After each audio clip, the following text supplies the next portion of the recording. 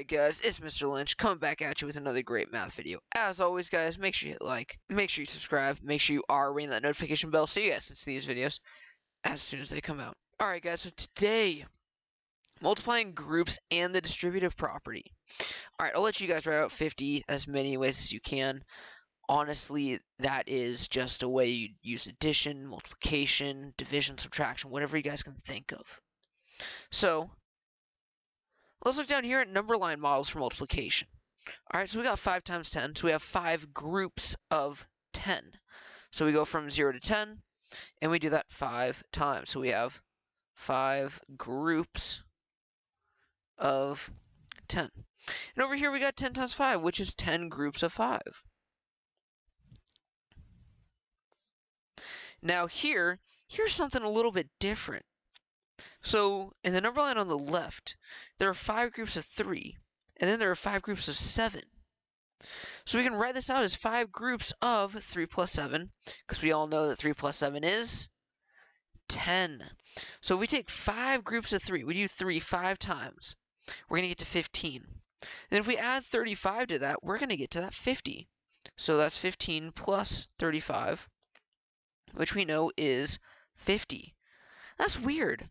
That's something we really haven't seen all that much of. But if you think about it, like that makes sense, right? We can break that 10 apart and multiply, because 3 plus 7, that's still 10. Okay.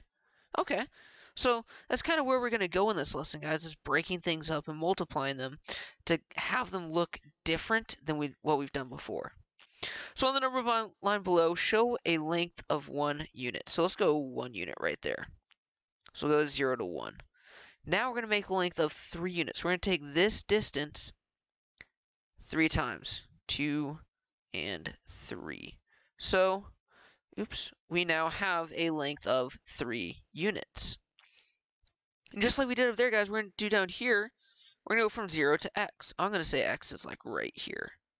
Okay, now we're going to make a length of 3x, which means we're going to go this distance 3 times. So that's 1. That's 2x, and one more gets us 3x.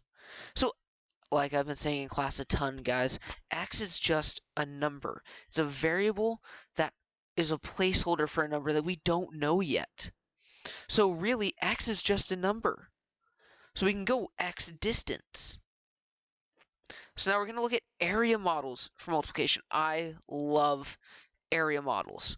So 5 times 10. We got 5 on that left-hand side and 10 across the top. 5 times 10 is 50. We break it up into that 5 times 3 plus 7. We have one area of 5 times 3 and one area of 5 times 7. Add those together and you get 50. One area of 5 times 5 and another area of 5 times 5. You know what? Let's get crazy on this one, guys.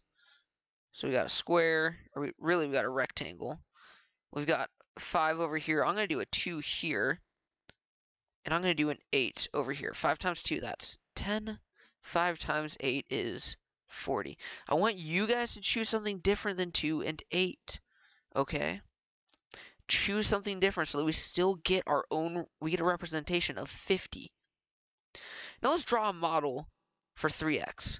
Okay, so 3x. So that's just saying 3 times x. Kind of like how we said 5 times 10. So on the left-hand side here, I'm going to get a 3. And across the right, or across the top, I'm going to get an x. Which means in here we have 3x. Like I said, guys, x is just a number. I'm going to keep telling you guys that a lot. X is just a number. So we treat it just like a number. When we multiply, we multiply. When we add, we add. 3 times x is just 3x. So I have 3 on the side and x across the top. Ooh, this one's getting a little bit better now. 5 times x plus 1. So we're going to have 5 down the side. Across the top, we're going to have an x plus 1. So I'm going to have an x here. Going to break it up and get a 1 there. 5 times x is 5x. 5 times 1 is 5. So our answer here, because that line is a plus, 5x plus 5. If you guys look at the table, or not table, but if you look at the drawing here, we have 1, 2, 3, 4, 5 x's. And we have 1, 2, 3, 4, wait, 1, 2, 3, 4, 5 ones, positive ones.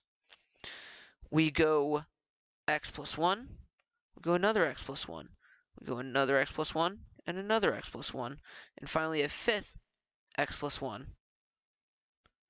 Now, modeling 5x minus 2, this one's a little trickier, okay? So what I'm going to do is I'm going to go down the side. Down the side is 4. Across the top, we're going to get x. And over here, I'm going to put on a minus 2. So I'm going to kind of like color this in so we know it's a minus. Now, 4 times x, that's just 4x.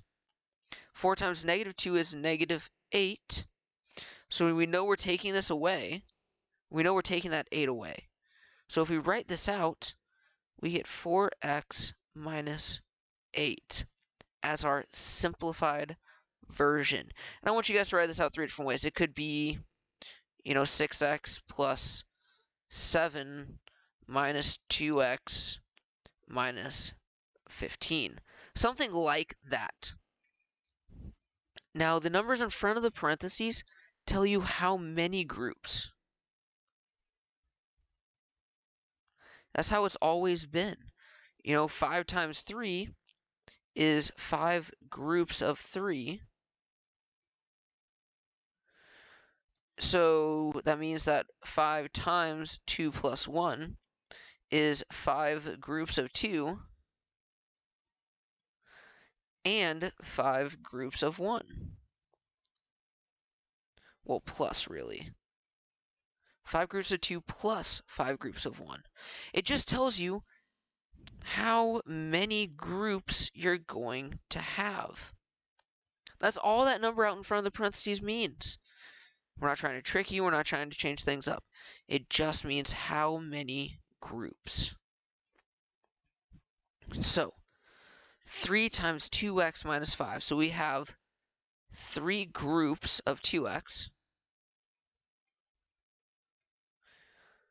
And then we're subtracting 3 groups of 5. So, 3 groups of 2x is 6x, and we're subtracting 15. Write that in different ways, just like we did up a page. Was that 1 page or 2 ways? Yeah. So just like we did here, you're going to write it out in different ways. So I could say, 8x minus 30 plus 2x, or sorry, minus 2x.